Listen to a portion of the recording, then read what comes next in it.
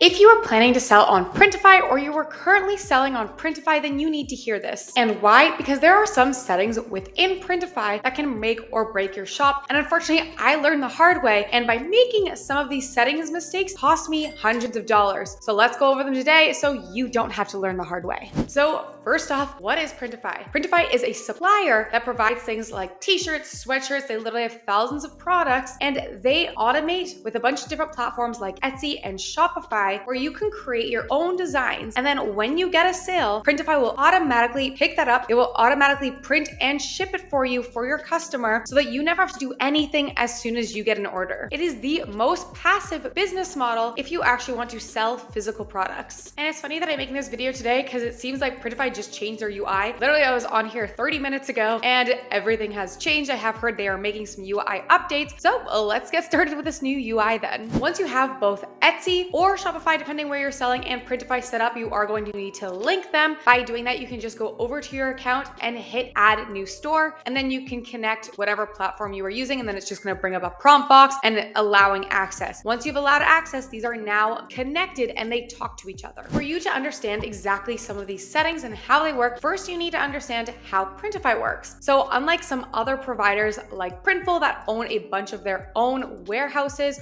or printing suppliers where they ship these out, Printify is connected with a bunch of external suppliers. So if we scroll down, you're going to see ones here like Print Geek, we have Monster Digital, Duplium. There are a bunch in here depending on which products you are selling, and these are all individual suppliers that are hooked up with Printify. They all have different products, different colors, different prices, different locations, so they do vary a lot. My probably top two, I love to use SwiftPod, and Monster Digital is also great as well. But the supplier that you choose is also highly dependent on what you're selling. SwiftPod and Monster Digital say don't sell mugs, so you're gonna have to find a different mug supplier within Printify. Once you create a product in Printify, you are going to get a bunch of different SKUs, which are numbers that tell Printify which product, what color, and what size someone ordered. As long as your stores are connected and say Etsy, your SKUs are in there, which they're automatically going to be if you publish them from Printify. As long as they match with a Printify product, that is what is going to ship. If that's a bit confusing, don't worry, I'm going to come back to that. So let's start off with one of the biggest questions I get about Printify, and that is, should I have order routing on? So order routing means, say, like I said, I had a black t-shirt from SwiftPod listed, but SwiftPod goes out of stock, but I get an order. What Printify is going to do is they are going to send out to another provider that has that same variant. So say Monster Digital had the black t-shirt that I was looking for and SwiftPod is out of stock, then it's going to move over to Monster Digital. Sounds great, right? But it's not all rainbows and butterflies. Sometimes they end up moving things over even when they don't need to be routed. They kind of try to do this to manage the production times within both. So if SwiftPod has a lot of orders, what Printify is going to do is they're actually just going to send it over to Monster Digital because there is a backup, which is not really wanted. They also say if your product was ordered from a German customer, but your current supplier is in the US, then what they're going to do is they're going to try to send this to a more German or somewhere closer printer so that it can get to your person faster. Again, it sounds great, but let's go over why I actually always have this turned off. I have this turned off because if someone gets a order that is out of stock, Printify is automatically going to route it to someone else, but I do not get a say in who it is shipped to. This person could be more expensive. They could be a supplier that I personally dislike, and there are a few out there that I dislike because they have a history of being late. They use a shipping provider I do not like, and so I don't like my orders getting sent to a brand new printer that I had no say in who it went to. When you have this turned off, if you get an order that is out of stock, you're still going to be able to move it. When you go into your Printify platform, you're going to see a red error, and if you click into it, it's going to say this variant is out of stock. And then what you can do, you can hit the button that says find alternative printer, and then it's going to give you lists of all the printers that have that available, meaning now the power is in your hands to pick who you want to send this to. This is also great because if someone orders a bunch of different products and one is out of stock and just one gets shipped to another provider, then now you're going to have to pay two different shippings and your customer is going to get this in different packages versus if it's in my hands, I have the choice to move everything over. It's gonna be a little bit more work, but in the end, I have just found it to be so worth it, and I am not a fan of turning on this order routing. The next setting we need to talk about is order approval. This is automatically set to 24 hours, which personally I actually do like, but I know others who prefer it, say, to do automatically at set time, and let's discuss the reasons why. The reason I have mine set to 24 hours after an order is placed is because I have a policy on my store where I tell people that they have 24 hours to cancel, to change the color, or change the size. And if this was already sent into production before these people were able to message me, then I am not able to change this. And people will message you with these types of mistakes. So that's why I do not like to set it to just the 1 hour. Some people might prefer having the automatic set time. And that means all your orders from one day are pushed together, say at 12 noon. And the reason some people might like this is because then it sends a charge to your credit card as just one big charge. If you have it set to say 24 hours, you might have, depending on how many orders you got that day, 1 to 20 different Printify charges on your credit card for the day, which might be flagged by your credit card. But if you have them all send at one time, it's just going to show up as one large charge on your credit card. But again, this leaves an issue for me that if people ordered an hour before, they don't have 24 hours to go and change that because they got the cutoff time for that 12 noon when I'm sending all of my orders through, meaning no changes can be made, which some customers are going to have an issue with. Personally, I've always had mine set to the 24 hours and I have never had a problem with my credit card flagging me or anything. They are used to those Printify charges. This one here I don't think has affected me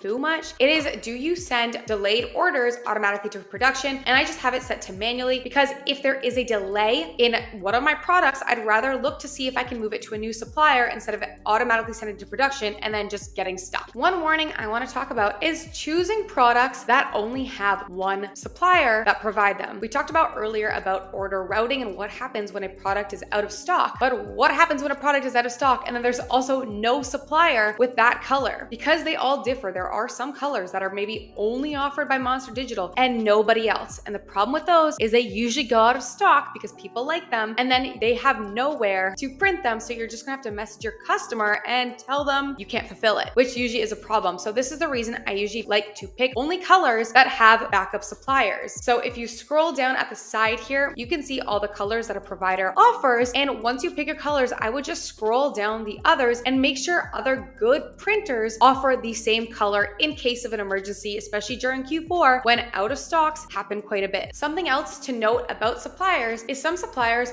hold multiple products. And if your one supplier can house multiple of your products that you offer, the better. And why is that? Because what's gonna happen is if you have an order that has some t-shirts from Monster Digital, but then it has a sweatshirt from SwiftPod, they are going to ship out in separate packages. And this is one going to confuse your customer a bit. And if it is the same product, say a white shirt from Monster Digital and a black shirt from SwiftPod, you're gonna be paying double the shipping for these. Instead of that additional item charge, they're gonna count as two separate shippings because they're having to travel in two different packages. So for me, I sell t-shirts and sweatshirts. So that's why I like to use SwiftPod, is because they have the best options for both t-shirts and sweatshirts. While I love Monster Digital for t-shirts, their sweatshirt options are severely lacking with only just a few colors and colors that I don't like. And that's the reason SwiftPod is my main supplier. Though it is not the end of the world, I do have some other products like mugs from a different supplier because none of these offer mugs. I just have a disclaimer on my store stating that some products may arrive in separate packages. And I promised you we would come back to SKUs. If you watched some of my last videos, I talked about how growing the customizable market is. If you create your product in Printify first and link it to Etsy and there is a SKU in there, you are not gonna have time to add in any customization. If you want to add in customization, you actually need to make sure that an Etsy order or your Etsy listing has no SKU in it, because then what's gonna happen is it's going to move over to your Printify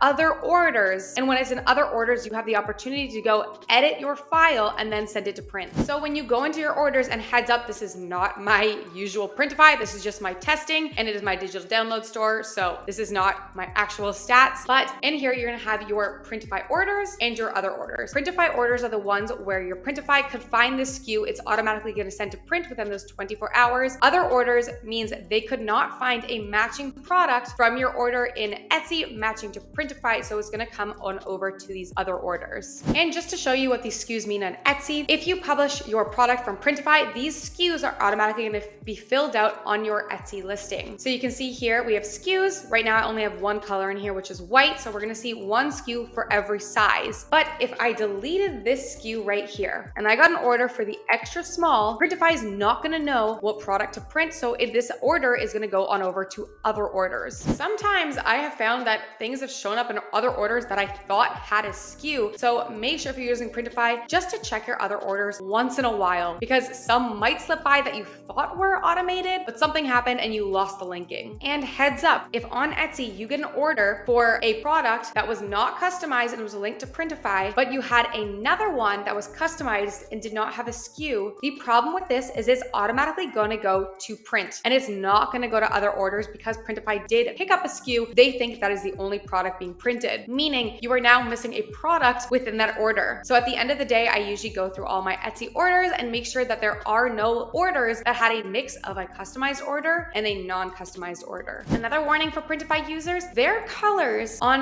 their products when you are actually just laying out your product are not 100% accurate. I've noticed some of the grays are much darker showing up on here than the actual t-shirt. So this is not your sign of what this is actually gonna look like when printed. The best thing I like to do is actually just Google that color name and see what photos are coming up so you can get a better idea of what that looks like. Another thing to watch out for is the billing currency. If you are Canadian and you have a Canadian account, then you don't want to be charged in USD. You're probably going to be charged foreign transaction fees. So just make sure you go into your billing currency and change that to whatever your credit card is set up in. If they don't have your currency, make sure you find a credit card that doesn't charge you foreign transaction fees. And the last thing I want to talk to you guys about today was Printify Premium. So Printify is free when you get started. They only charge you when you get a sale. So you got a sale for a t-shirt, they're going to charge you the $12 it costs to make the t-shirt. Etsy's going to pay you $25 or whatever you set your price to. You're going to pay off your credit card, pay off how much you owe to Printify, and you keep the difference. So what is Printify Premium? If you pay for Printify Premium, which is $29 US a month, then you get 20% off all products. Well, not all products, up to 20% off all products, but the ones that I use are about 20%. So should you pay for this? That actually depends on your sales volume. There is a crossing point where it becomes more profitable to pay for this Printify Premium when you are getting at least a few sales a month, because now you're getting a discount on all of your products that your margins are larger, which end up equaling to a better savings than this $29 US a month. Once you get to the point where you're selling about $150